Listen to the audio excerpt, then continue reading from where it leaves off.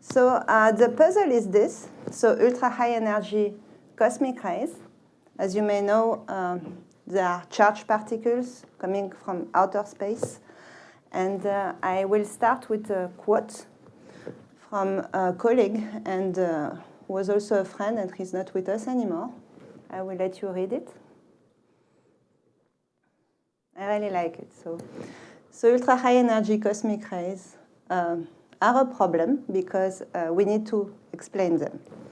So there have been quite excitement in the field 2 years ago with the discovery of the second highest energy cosmic ray ever observed. So that was reported by the Telescope Array collaboration. The previous one was the Oh my God particle at 320 electron volt. This one is 240 EeV, so I'm going to use EeV quite often. So 240 EeV is around 40 joules. So it's basically a baseball traveling at 70 kilometers per hour. And when you have such cosmic rays, when they interact with the atmosphere as depicted here, they produce shower of secondary particles, right? And for a 10 to the 20 electron volt cosmic ray, so 100 EeV, it's over 100 billion of particles that are produced in the atmosphere. So to put them in context, this is the photon fields, right, of the universe. I will not go through this, of course, but you see CRB for radio, CMB, CIB, infrared, optical, UV, X-ray, and gamma rays. And you can see that for the highest energy, you see that there are non-thermal processes, right? I mean, these are not black bodies anymore. And if you add the cosmic rays to this picture, they are here. So, and we are interested, so this is the cosmic ray spectrum, so it's a beautiful power law. And we are interested in the highest energies, so the one above 10 to the 18 electron volts. And if I add the neutrinos, because now we have a multi-messenger, right, picture of the different messenger we get from these cosmic sources, they are here. So what is interesting, maybe I will just use my mouse because then that will be better for people on Zoom. What is interesting is that at the highest energy, actually the energy generation rate of this ultra-high energy cosmic rays, but also PeV neutrino and sub-TeV gamma rays are compatible. And that was pointed by several people, but also beautifully, like in this paper by Fang and Muraze. And the observational status right now, so if we focus on the highest energies, so the part which is in blue there, so we have actually two large cosmic ray observatories at work. So, sorry about this. I think it's my hair. So we have Telescope Array in the northern hemisphere and a Pierre Auger Observatory in the south. So this is why you have two colors here. The white are for Auger and the blue is for TA. And I combine them in their common declination band. Because actually there are still some discrepancy, as you can see, on the flux that the two experiments are observing. But the important take-home message is that there are two features here at the highest energy that appear in the cosmic ray spectrum, an angle around 510 to the 18 electron volt, and this cutoff here. And this have been confirmed by these two experiments that are actually observing cosmic rays. And so if you look at the anisotropy maps, so these maps are in galactic coordinates, you can see on the top a map for all cosmic rays above the ankle, and here a map for all cosmic rays roughly at the cutoff and above energies. And you see they appear to be quite different. Above the ankle, so to be more precise, it's above 8 EeV. The map appear dipolar, right? So you have like a dipole distribution, and the direction of the dipole is pointing to nowhere, right? It's unknown sources, and the CMB dipole is here, right? And above, at the highest energy, above 40 EeV, you can see you start to see like hotspots, right, in the map. And these are very interesting features, but they are not as significant as the dipole. So the dipole is above 5 sigma. I think now is 6.9. But for the different hotspots you can see here, they are around 2 or 2.5 sigma. So what are ultra-high energy cosmic rays?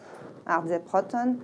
Are they nuclei? So the short answer is we don't know, or we don't know yet, I hope. And so how do we actually, what are the composition observables, right? So this is a sketch of a shower interacting again and the production of secondaries in the atmosphere. And when it happens, you have, at each generation, you have a lot of pions that are produced, and these pions are going to decay. So neutral pions are going to produce gamma rays, but charged pions are going to produce muons. And muon, the number of muons that you get from a primary will depend on the nature of the primary. So if it's at the same energy, if it's a heavy nuclei, you're going to get more muons than if it is a proton. And we are also what we call Xmax, or the maximum of the shower development. And if you look at papers from, for example, the Pierre Auger collaboration on the composition of ultra-high energy cosmic ray, you see very often this type of plot.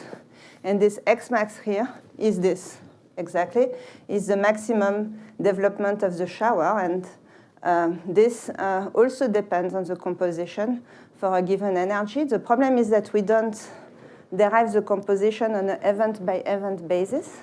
I don't have time to enter into these details, but basically we have for each energy beam a distribution of this Xmax because there are shower-to-shower fluctuations, and then we have a mean Xmax and a spread. And we can compare with what we can model with hadronic interaction models and then see where are the data points with respect to the model, right? And we can see that at the highest energies, again, here is the take-home message, it's deviating from what is expected to be the Xmax for proton, or for pure proton composition. So the composition of ultra-high energy cosmic rays is not yet settled, but we think they are mixed nuclei. We are not sure which one yet, and the answer depends on the hadronic model you consider, but yeah, so that's the status on the composition. So now I will finish this introduction by answering the question from where they can come from, or from which distances, to be more precise. So you may know that for photon, we are really limited around PeV just by the pair production with the CMB photons, right? So for ultra-high energy cosmic rays, we are also going to be limited. Oh, sorry, so I wanted to show that neutrinos can come from all the universe, but that you may know. But for cosmic rays, so this is a plot for proton, you have what we call the GZK effect, because that's the name of the three authors that predicted it, Greisen, Zatsumin, and Kuzmin, 2 years after the discovery of the cosmic microwave background. Ultra-high energy cosmic rays above a given threshold are going to produce pions, the same pions they produce when they interact with the atmosphere, but this was P-air interaction, and these are P-gamma, right? It's an interaction of a cosmic ray with a photon from the CMB, and then they will lose energy. So at a given energy, you are limited to the distance you can actually look at the cosmic ray sources. So this is the horizon for proton, again. And the GZK is above a certain threshold, but at lower energy, you are also limited, right? Because cosmic rays are charged particles. The universe is magnetized, right? So they're going to diffuse in magnetic fields. And you need enough time for them to diffuse from the source to you. And roughly, if this time is longer than the age of the universe, you can say this is like also an horizon, right? I mean, you will not be able to observe the source. So you can choose your favorite model for the turbulence of the extragalactic magnetic field, right? So here it's for a Kolmogorov spectrum and variance of 1 nanogauss and a coherence length of 0.1 megaparsec. But this is just an example, right? Because we don't really know. And of course, it's not purely turbulent and isotropic.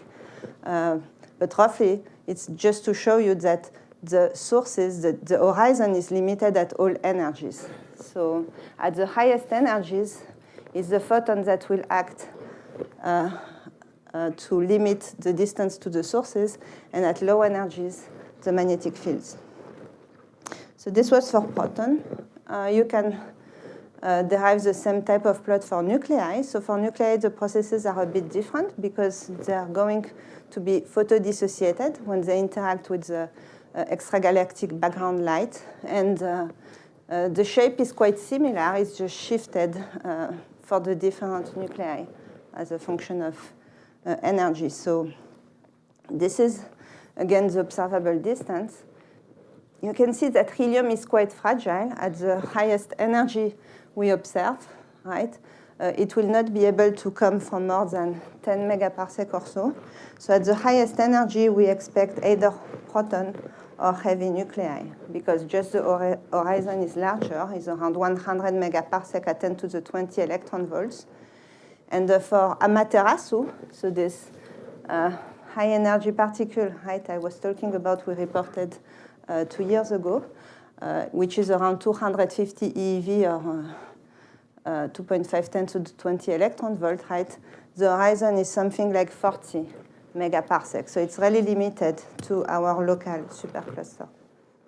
So if you say, okay, I'm going to take all the galaxies we know, right, within 40 megaparsec, right?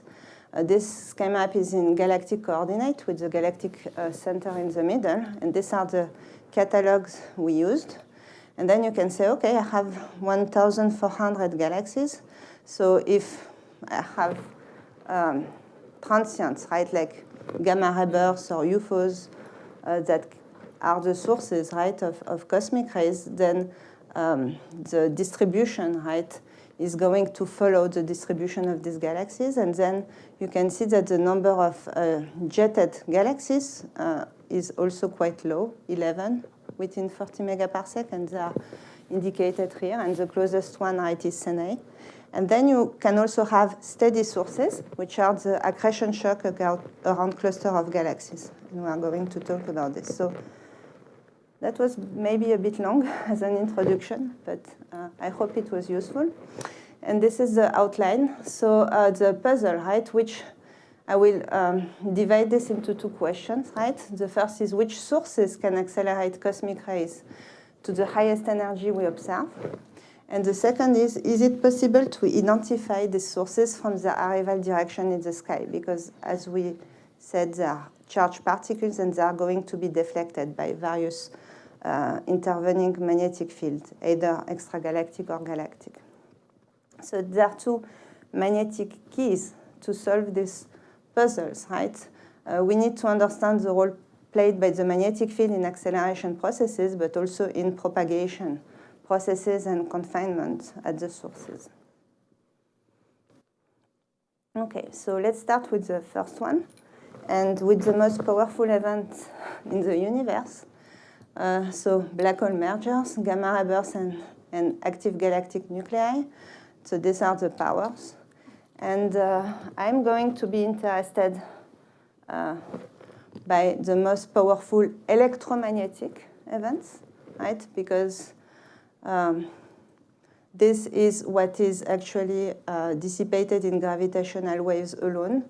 And I need to accelerate charged particles, right? So I'm going to be interested in gamma ray bursts first, or active galactic nuclei, because these were, for a long time, a very good candidate, right? Potential candidate to be the sources of ultra-high energy cosmic rays, because they are associated with powerful relativistic jets.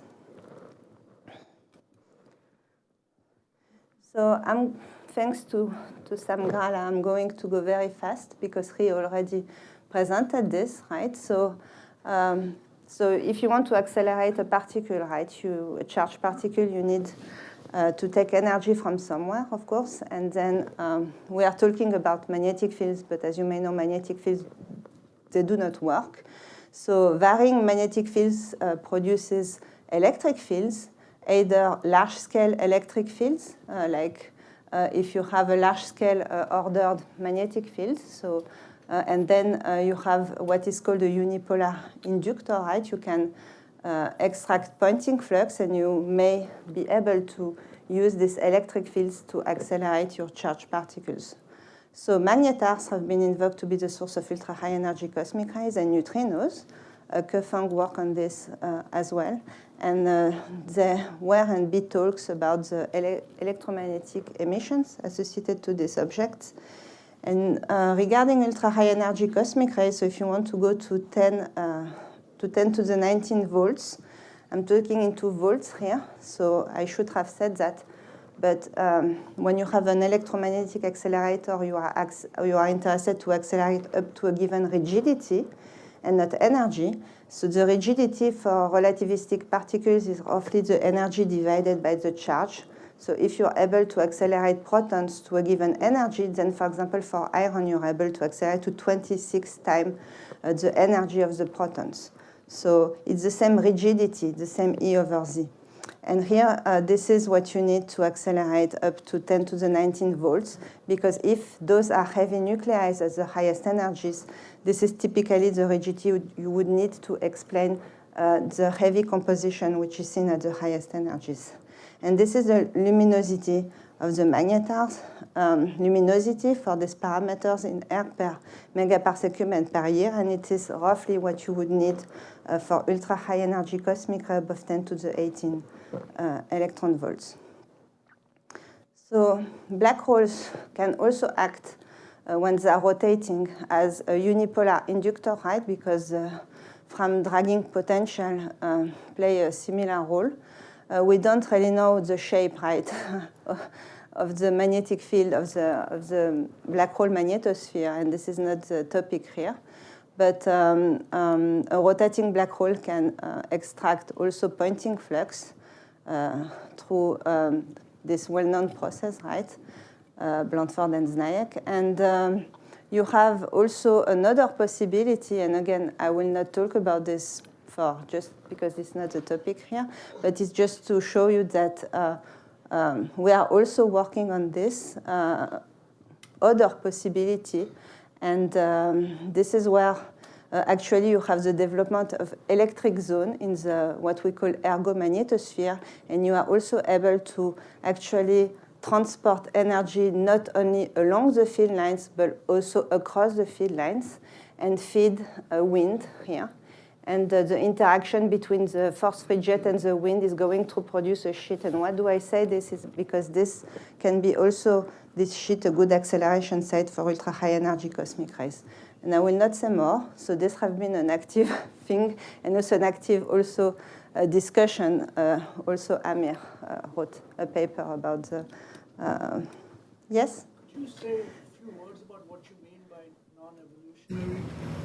It's just that the force-free electrodynamics breakdown when E is equal B. So as was said in the not previous talk, but in the talk by Sam, and then you need to think of a way, right, to take this into account to be able to understand what's going on. So this is very interesting when you actually to just understand what we see in the EHT image.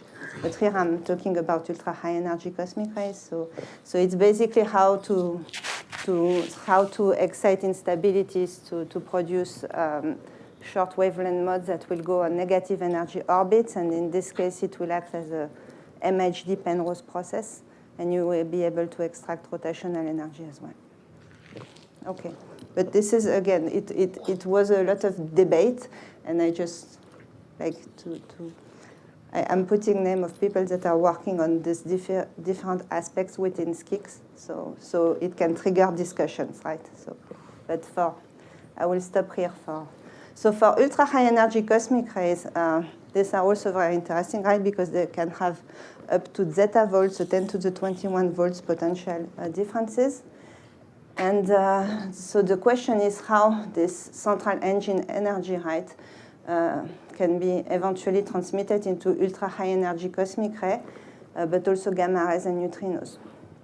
So this is really the connection between astrophysics and particle physics, right? Because you can try to identify all these potential acceleration sites. And then when we accelerate cosmic ray, we need to understand, first of all, of course, the physics and the microphysics of the shock waves, but also what is the environment, right? Because either if you accelerate in a dense environment, you could have PP interaction, right? That would give you, through this same set of interaction, they will give you pions that will then decay into muons and neutrinos. But you can also have a lot of radiation, right, around these sources that will also give you neutrinos by P-gamma interactions. So, okay, I need to speed up. So I will start with AGNs. So I will just review all the potential source candidates and the possible acceleration sites, right? So I was talking about this sheet, right? And which is seen in AGNs at this Lamb-Brighton, right, part of really the edges of the jet. And they can be interpreted either as return current sheets or fluid boundary layers. So people investigated what happened, right, when a cosmic ray is going to cross many times. And actually, you have different type of models. So since these jets are relativistic, you get a gamma square boost. And one of the acceleration mechanisms that was actually developed by Damiano Caprioli is called espresso. It's like a one-shot acceleration. And then there was also others that consider maybe reconnection in these layers. So this is one possible site. Then you have, of course, these beautiful lobes or hotspots. So when this happens, right, you have a termination shock and backflows that are also, right, shocks. And you can also have changes, right, of Lorentz frames. So you can get Lorentz boosts. And these are good sites to accelerate particles as well. So AGNs are very good candidates. If you look at the anisotropy map I showed before, you have like this spot, right, in the direction of Centaurus A.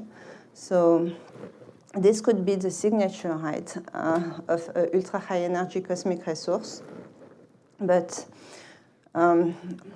if you take the large-scale structure, it can also produce this signature. So this is not like a proof that Cene, right, is a source of ultra-high energy cosmic ray. And it was also derived that to be the dominant source by Glennis, who's here. But it's V also, okay, sorry. But that you would need a very strong local extragalactic magnetic field to get to this, to be able to explain all the ultra-high energy cosmic ray with only Cene.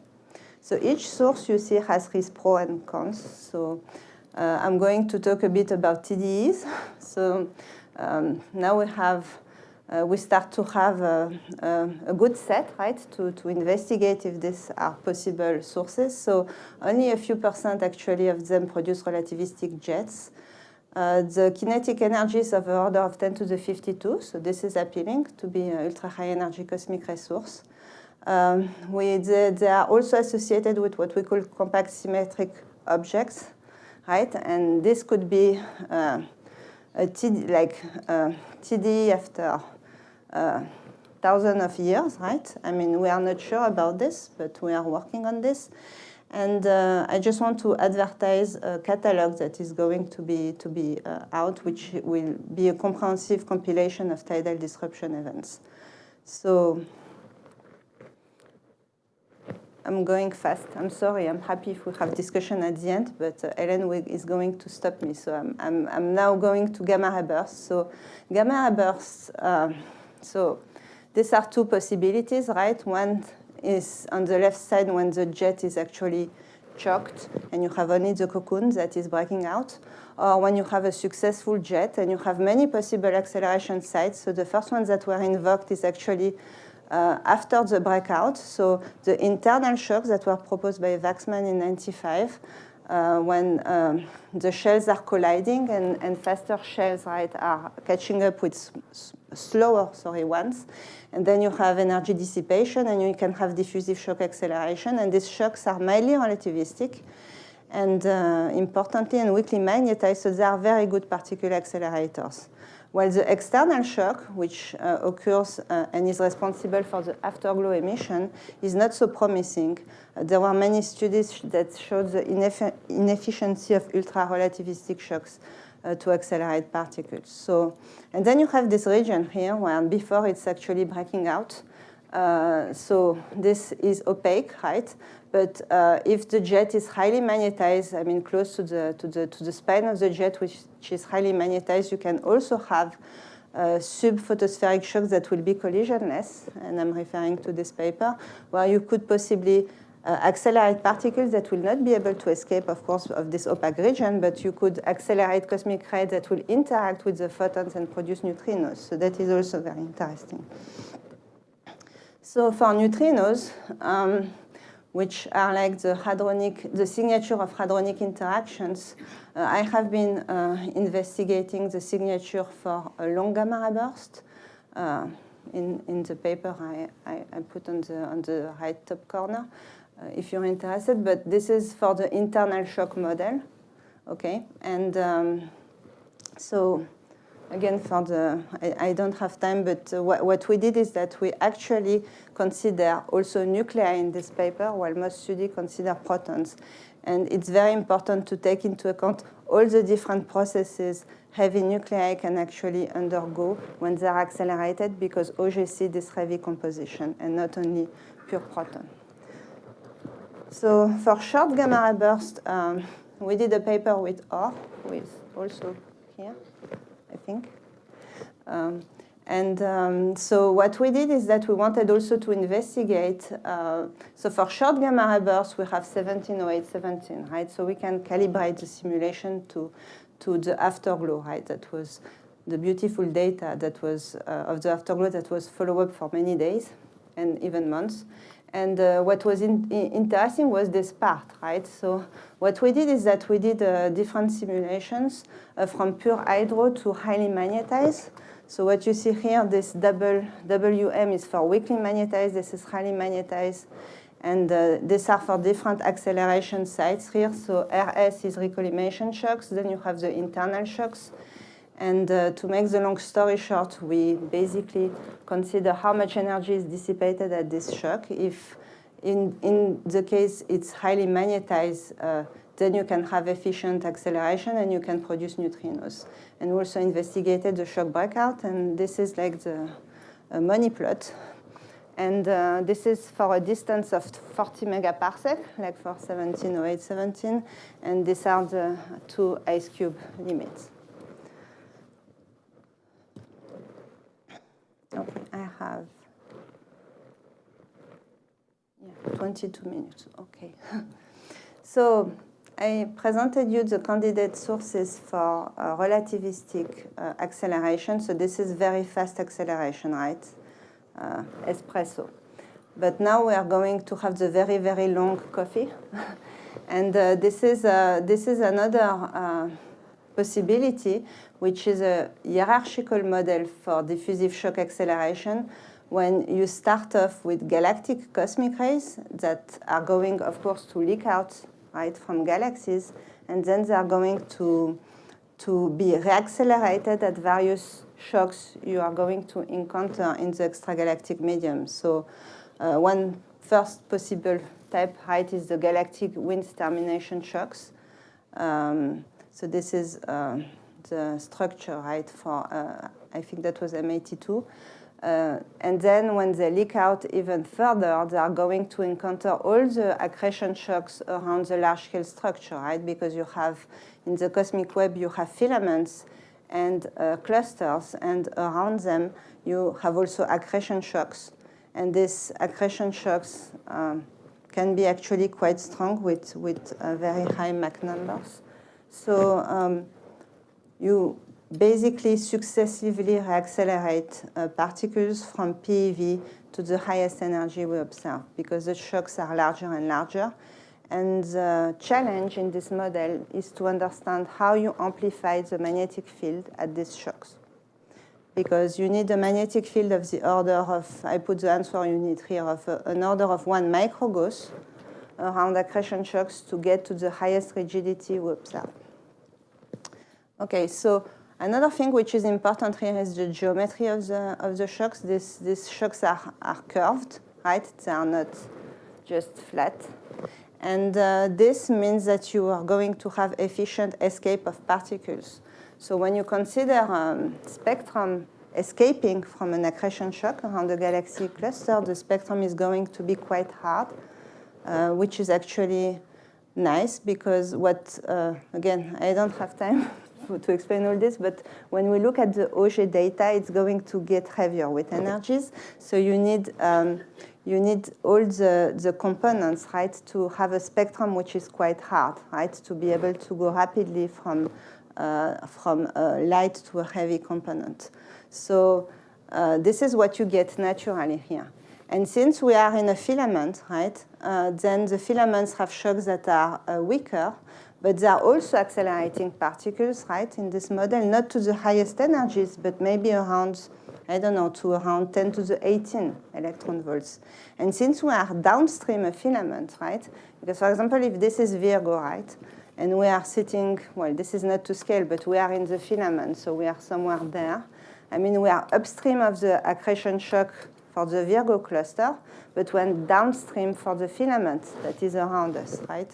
And then the filament will then give you a softer spectrum because this will give you the spectrum you observe at the shock, which is something in e to the minus 2, while for the accretion shock, since you are upstream and you only get the particles that are able to escape, you will get a harder spectrum. So to amplify the field up to 1 microgauss, what we consider is a mechanism that we call the magnetic bootstrap. And basically, this is nonlinear, how the highest energy particles can excite turbulence upstream of the shock. And again, I will refer to this, and we haven't finished the paper for the sake of time. But this is about, it's like an effect of a nonlinear diffusion coefficient. So it's a time-dependent problem. And the highest energy particles are also going to be the ones that are going to excite the instability and to get you the turbulence that is needed to scatter back the particle at the shock. So, okay, so I think this is also an interesting possibility. In that case, the sources are going to be considered steady, right? I mean, you're going to basically have an anisotropy that is going to be like a footprint of the large-scale structure. So we'll say a few words about cosmogenic neutrinos because of what was in the news, right, a few days ago. So cosmogenic neutrinos are neutral particles, so they are not affected by magnetic fields. And I said my talk was magnetic keys. So, but these are also a clue, right, to the sources of ultra-high energy cosmic rays. And cosmogenics are the ones that are produced by the GZK effect, right? So when ultra-high energy cosmic rays leave their sources and travel from their sources to us, they're going to interact with the CMB photons, right? We saw this when I talk about the horizons, right, of the ultra-high energy cosmic rays. And of course, when you go back in time, the CMB was hotter and denser. So if you consider different cosmological evolution, if you consider that, for example, you have a very positive cosmological evolution with many more sources in the past, then you will have an enhanced flux of neutrinos, right? Compared to a type of sources that are, for example, non-evolving, like clusters. So this is what you see here. So, and of course, it's also depend on the composition, right? So at that time, I mean, people consider still pure protons, and it's still interesting to consider them for various reasons. I can talk about after. I mean, if you ask me this as a question, but here you have you have the prediction for a pure proton and a mixed composition for different evolutions, and I added on this the new point, right, that was observed by KM3net. So interestingly, this is what the release for KM3net alone, but when they also consider joint means that they also consider the area of Auger and IceCube, then actually it's going here. So you see, we are actually, and given the uncertainty and everything,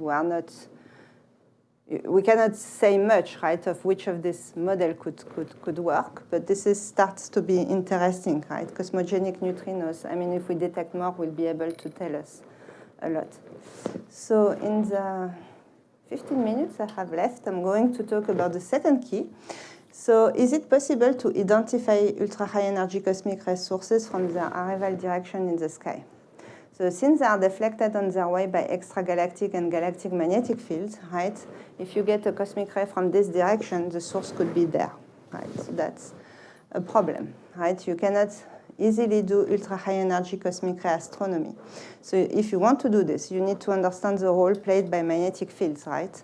Both in the extragalactic and also the galactic medium. So then what you need to do is to calculate the trajectory of these particles for different energies in a galactic magnetic field model. And I'm showing you here one of the most, I think, used model in ultra-high energy cosmic ray science, which is the Johnson and Farrar model that was developed by Johnson and Glennis, who is here in 2012. And you can see here the magnetic field structure for different views of the galaxy. And here, this shows you, so this is a top view of the galaxy, and this is a real calculation. So we are somewhere here at 8 kiloparsec from the center. And in this exercise, I'm sending cosmic rays, many cosmic rays in the galactic center direction and the same number in the anti-center direction. And you see what happened. Those that I sent into the anti-center, they do not traverse a lot of galactic magnetic field, right? So they are going to stay together, right, more or less. So if you have a source here, you are better connected to this source than if you have a source which is behind the galactic center of the galaxy, right? Because just you can see that when I'm sending them together, they are going to go to all different paths. And this is really going to actually, you will not be able to really see a source easily when it's behind the galactic center just because of the magnetic field of the galaxy. So you have to calculate magnification factors, and that also depends on the model you consider, but some direction in the sky are going to be highly magnified and others demagnified by this effect. And this depends on the rigidity you're considering. So this is just the same, but to show you how different it will look when you actually change the rigidity, right? Because this is what is important. I said energy, but in reality it's rigidity. So it's, again, the energy divided by the charge.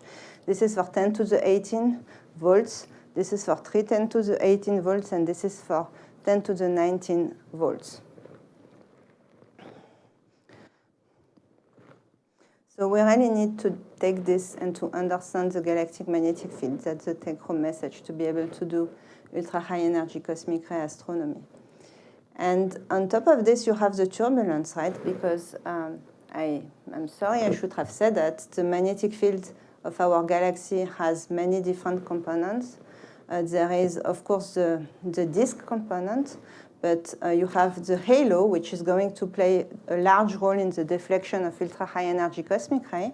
But you have also the turbulent component that is going to scatter them. And this scattering means that if you have a source of cosmic ray, if you have, for example, a transient source of cosmic ray, they are not going to arrive at the same time on Earth. So what we did in this paper is that we asked the question, what would be the ordering in rigidity if you had such a transient source? And this depends, of course, on the direction of the sky, because of what I said, right? The galactic magnetic field has this complex structure. So if you take, for example, I think here we took the Johnson and Farrar model, and if you take the direction of M82, then you're going to get this distribution of time delay, right, that are different for the rigidity you consider. So this is the delay with respect to the light travel time in years. So you can see that at 50 exavolt, right, which is 5 10 to the 19 volts, the distribution is not more than a few years, right? So if you have a transient source giving you cosmic rays at this rigidity, then they will come together within the lifetime of the observational time of an ultra-high energy cosmic ray experiment, right? But if you have lower rigidity, then you may be able to get them, but you see that the signal is really spread out to many, many years, and this is up to, for 6 eV, it's up to 200 years. So if you imagine, of course, a transient source is going to give you cosmic ray at all different rigidities, and it would be interesting to have a composition-sensitive detector event by event, right? Because then if you accumulate cosmic ray and you start to see hotspots like the one we saw, maybe you could say something with the ordering in rigidity, but we don't have access to this information right now. We hope that in the future we will be able to have a detector that will be able to tell you, oh, we are getting a proton or we are getting a heavy nuclei. So in the few minutes I have left, I just want to show you just like a pedagogical calculation to show the effect of the galactic magnetic field. So with this Amaterasu particle, right, the second highest energy event, so this map is in galactic coordinates, and we saw the particle coming from here. So if we use a galactic magnetic field model and we backtrack, we backtrack by this, I mean we integrate the trajectory in this field but reversing the charge, right? So it's like reversing the time. Then you can get to the arrival direction at the entrance, at the edge of the galaxy, right? And say, oh, it's pointing to this extragalactic sources. And this is called, we call this a treasure map because we also derive, so these are the most promising sources within the GZK horizon for this energy, but it also gives you the time delay for this direction, which is given by the color, in case you're interested in multiplets. So this is explained in this paper. And this is a treasure map only for Amaterasu. So this is for the Johnson and Farrar model. But Glenis and Michael Auger also released, I think it was a month after the discovery of Amaterasu, released a new model for the galactic magnetic field, Auger and Farrar 2023. And we also, so this model has 8 submodels, and this is just to show you why we need to really understand better the structure of our galactic magnetic field. Because if you take the 8 different submodels, you see, you have different sources that are appearing to be possible candidates, different Ross galaxy or not. So I took this different potential, how can I say this? This shaded area, right, which is a form of a banana, is showing you the possible direction in the sky from where Amaterasu could have come from. And on the top of this, we overlapped we took the starburst galaxy from this catalog. And you see there are some of them that actually are not far from this. So I should have said that, but this deflection map was made for iron type of nuclei. Okay, so that's the second magnetic key.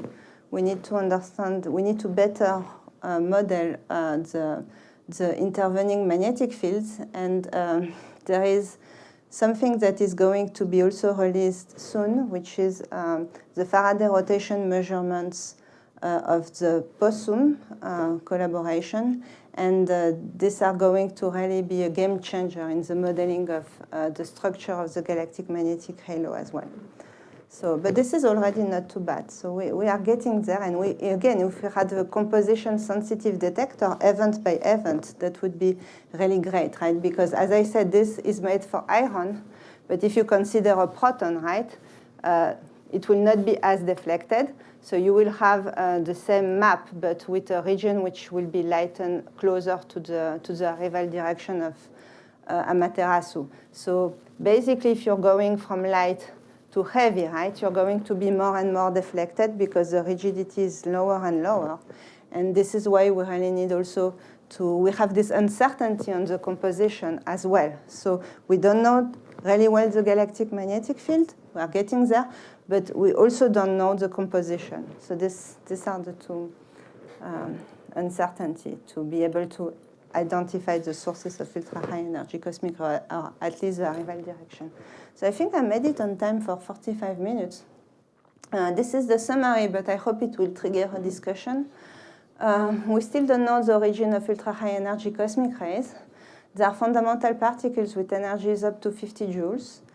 Surely this is one of the biggest challenges in high-energy astrophysics and potentially a contributor also to understand elementary particle physics. And I presented here two magnetic keys, right, about to this puzzle, right? So first it was considering the role of magnetic field in the acceleration processes. We need to better understand the microphysics of mildly relativistic shock waves, especially for models that involve relativistic jets. We also need to better understand how plasma instability, cosmic rays are driving plasma instability through peak simulations to understand the growth and the extent of the magnetic turbulence, right? Also for non-relativistic shocks in the large-scale structure to be able to understand to which strength, to which value we can amplify the magnetic field around these shocks and see if we are able to get to the highest rigidities that we observe. And the second point is more phenomenological, but we need to better understand, right? If we want to identify the direction of the sources, we need to better understand the magnetic field in our galaxy and the large-scale structure. And we hope that we will discover more extreme cosmic ray events because these ones are the ones that are the least deflected, right? Because they have the highest rigidity, and perhaps maybe even multiplets of events, and a composition-sensitive detector actually could help us to rule out many currently viable source models.